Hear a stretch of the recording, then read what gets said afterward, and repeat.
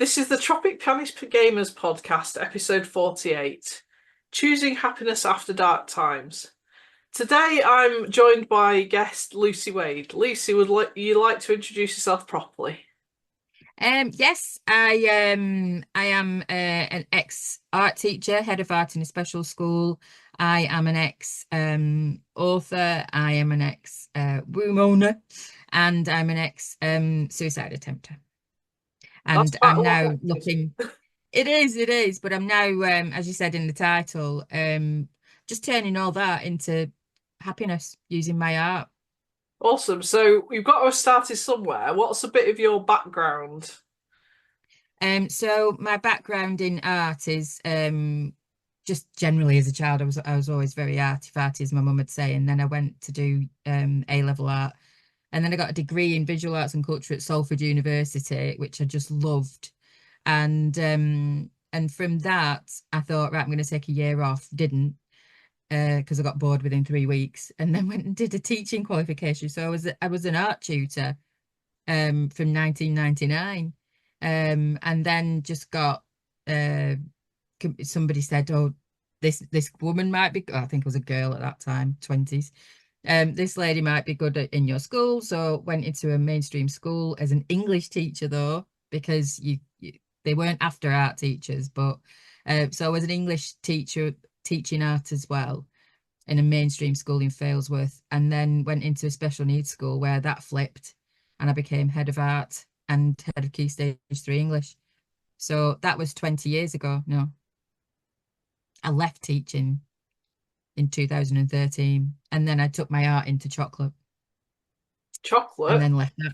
Yeah, so it was called Chocolat. The business was called Chocolat because I did Oh, cool. painting and drawing and sculpting with art with chocolate. So two loves brought together, chocolate and art. What was And the best then piece of arty chocolate you made then? probably a really realistic burger and fries. It's It different. was I was so chuffed with it. The burger especially because I managed to get that little crackle on top of the chocolate that looked like it had been fried. Yes, I was very chuffed with it and it tasted amazing. But from that, I grew that business really well, but then I lost everything in 2016, rebuilt it again in 2017, got a chain of shops. We were on the shelves at booths. And then my endometriosis, I have endometriosis, which is why I'm an ex-womb owner. And that was 2022. I came away from chocolate so I could have a hysterectomy. And here we are. April this year, I had my hysterectomy. In the 2 years that I was waiting for that surgery, my dad, bless him, got me a art studio in Barrowford. And I was just able to, because I've been bedbound before and just drawing Mm. in my sketchbooks, and it was all very ink and paper, and that's all I could do in bed. So having this studio, it just sort of released something. So it was, and I've still got that now. So I love it. I just love what I can mess about in that room, and yeah, here we are. So what's your mission as an artist now then? So what it's done for me is it's absolutely made me stop. And I think everybody has to be able to stop and really think about what situation they're in. And art lets you do that. It just happens when you're making art. It absolutely happens. Anyone, whether you think you're an artist or not, if you do drawing, if you do doodling, it will make you stop.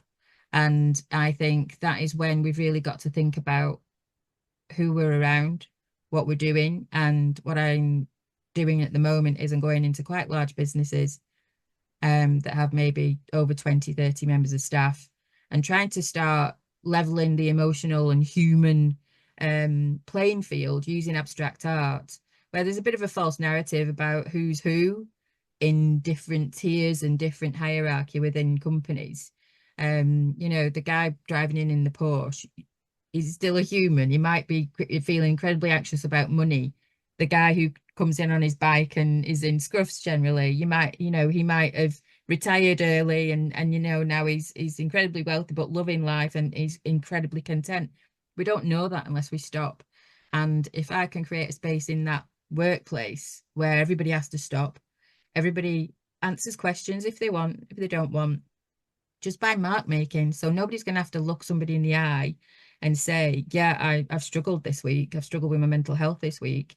It's literally just a question I can ask at the front while sharing my story to just show, look, this is what we're trying to do now. We're trying to open up these things that you might think I look okay. You might think I'm this, that, and the other, but this was my journey and this is how I'm dealing with it. Other people, I might ask, have you had, anxiety coming into work this week? And they don't have to look anybody in the face. And I'll say, just draw a square on the canvas. Have you been bullied in the workplace? Just draw a splat on the canvas. And then once everybody's done that or not, whichever bits they've decided to own up to, we'll stop and we'll look at the canvases that we've created and we'll take some snapshots with our phones or my phone. And we'll just see where the beauty is in between all the mess of our lives because it's there, but you've got to stop and you've got to look and you've got to really immerse yourself in it. So if I can do that in the most toxic of cultures, in a corporate environment, and it's just if I can stop somebody going down the thread I went down, which was feeling incredibly alone and that I didn't have anybody that I could say I'm struggling to. And that was a belief I made, by the way. I have a fantastic family, I have great friends. But in my head, I felt I couldn't burden them with the dark thoughts that I had. So Yeah, I think art's a necessity. I think it should be everywhere in workplaces, in schools, education, in definitely. prisons. I think it should be everywhere. Yeah, I'm the same with music, and it should be everywhere. So art in Absolutely. general, yeah. I love your approach of art, to like, because I could have really done that with that in my office job, because I got bullied in my office job. But yeah, that's ancient history now. But yes, you were talking about your dark times. So obviously the subject of this podcast is choosing happiness after the dark times. So your bio was actually basically a list of you being ex everything pretty much. So Yeah. what was the most poignant part of your story that made you where you are today? I'd definitely say the attempt on suicide. It's literally the only this last few months that I've actually said out loud Mhm. to anybody. No, I didn't even say it to my doctor. I said it to my therapist. I went for CBT therapy, and this was in 2016 that it happened. And I have got to stop having that as a dark shadow on my mind Mhm. that I think, oh, what if I go back there one day? Oh, what if I feel like that one day? Because I know I won't. I will not ever, ever get to that point again because I will say it out loud. And I've been doing a lot of research in why that matters, that you talk, that the words literally come Yeah, out of your mouth.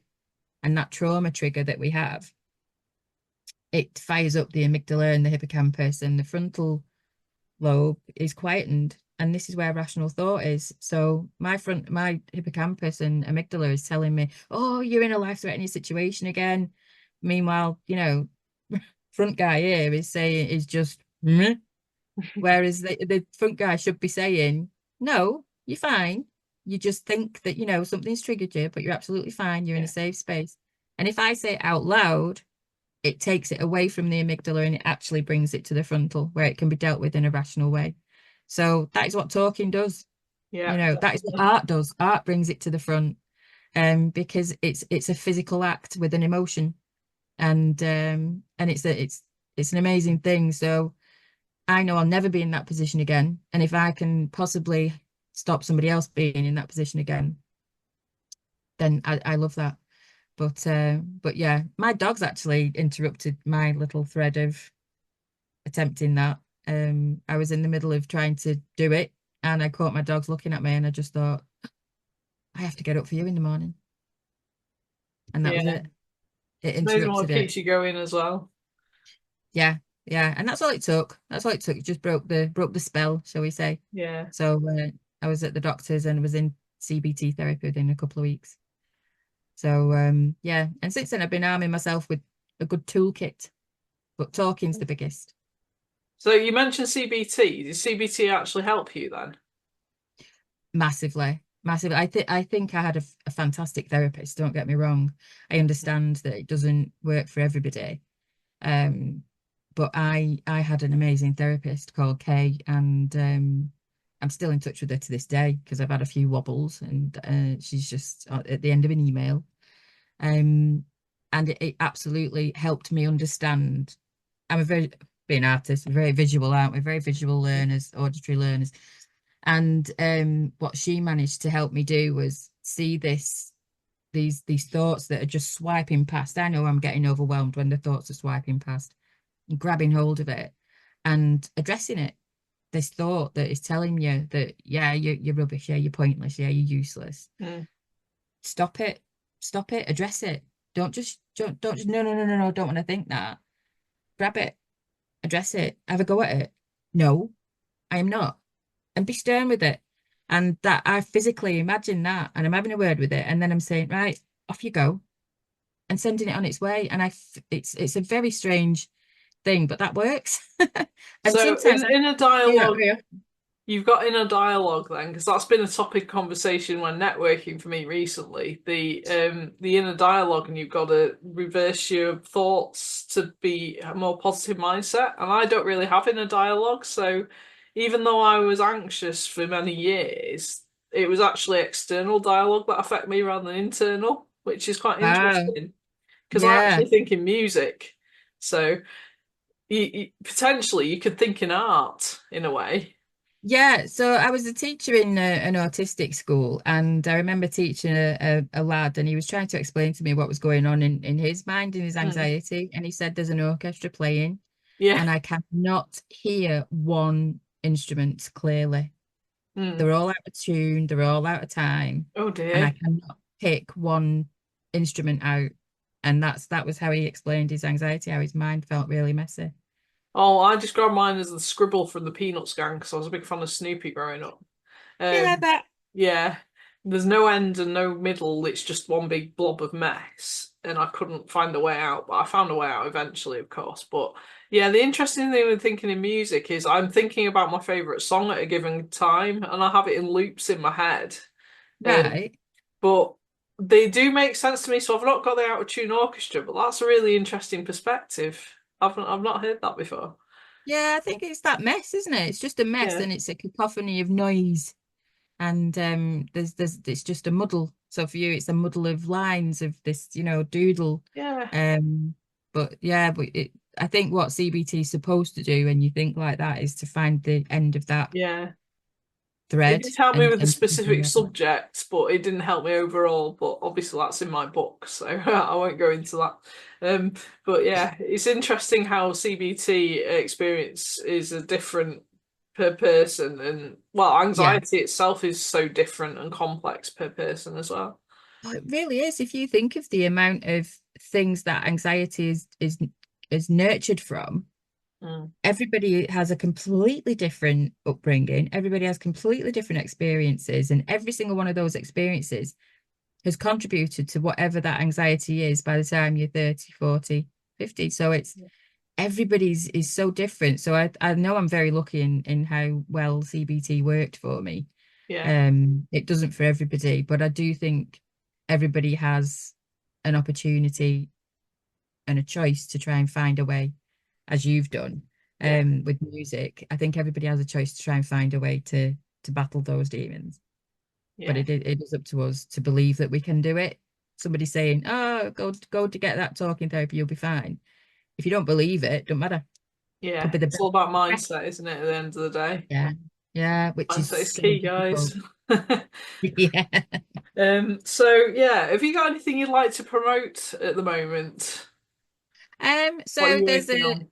there is a book that I've collaborated on called Beyond the Ordinary, and that's on Amazon right now, and that's about creativity and how that has helped people get through their challenges and traumas. And then I'm also doing workshops in businesses. Being a business owner myself, I understand. And also I've been bullied in the workplace. Hmm. So we are in the workplace so often. If that's a toxic place, then it's almost game over because what you're meant to do, stay off work. Yeah, Well, that's no good for you and it's no good for the business. So I come from both sides of it.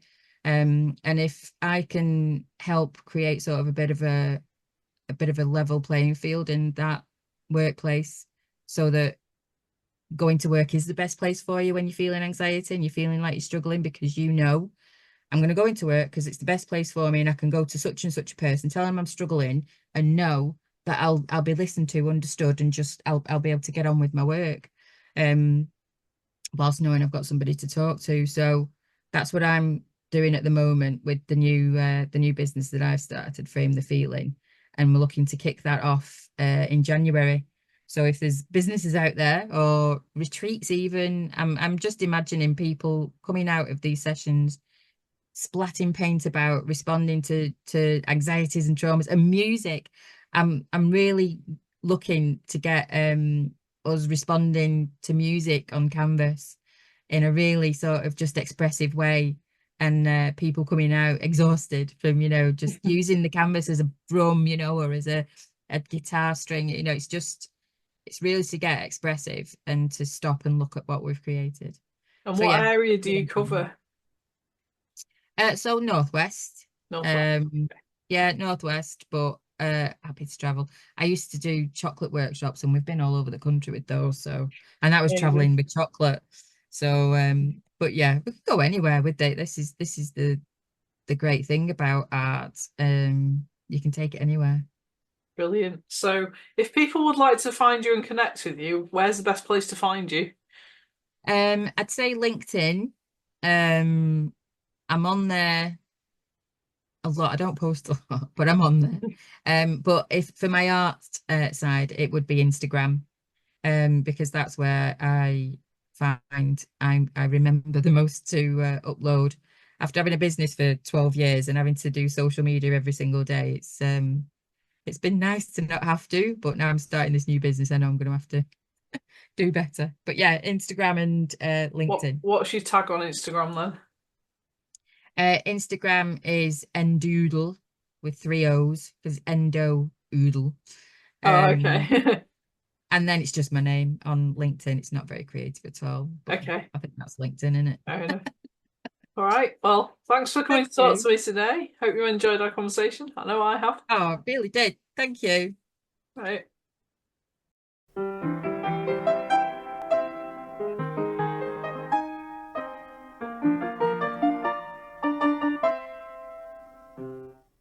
Hi, I'm Una Cottrell, and I'm the sponsor of this edition of Jen's podcast. Hope you enjoyed the podcast. I'm from a company called 45 Not Out, and it's sod all to do with cricket. And what it's everything to do with is celebrating women aged 45 and over who are still serious about life, work, and everything else, and really aren't done yet. The premise of the organisation is it's an online community for women who think just like me and just like you, because I'm well over 45, and it's a community of women over 3 platforms, and that those platforms are a podcast, newsletter, and the beating heart of 45 Not Out, which is a private Facebook group. And this is my passion project. I created the group really for women who think like me and experience the same challenges and injustices, to be fair, that we all experience at this stage of life. And so what I've done, I've cultivated a group, and it's open to fat women 45 and over, no upper age limit. And if you're watching this and thinking, that sounds like something I could do with, come on over. In the group, we talk about anything and everything, and you can be rest assured that there are very stringent policies in place that what happens in the group stays in the group. It's there as support for women to share ideas. Anything that comes up in the media, I'm very good at sort of putting out there, sort of maybe health related things that affect us at this time of life. Any policy making, any governmental policy making that might affect us. You've got the premise there. So if you think you'd like to be part of 45 Not Out, and we're always looking for fab women to join the throng, there's powers in numbers, come on over. There'll be a link with this podcast, with this video. Click on that, and then you can ask to be admitted. and I do a little bit of a search, to be fair. I do, because obviously people trust me in the group, so I do a bit of a search, but yeah, I'm sure you'll be fine. So ask to be admitted, and I will admit you, and we'll take it from there. So there you go. Keep well and warm, and I'll see you in the group. Take care.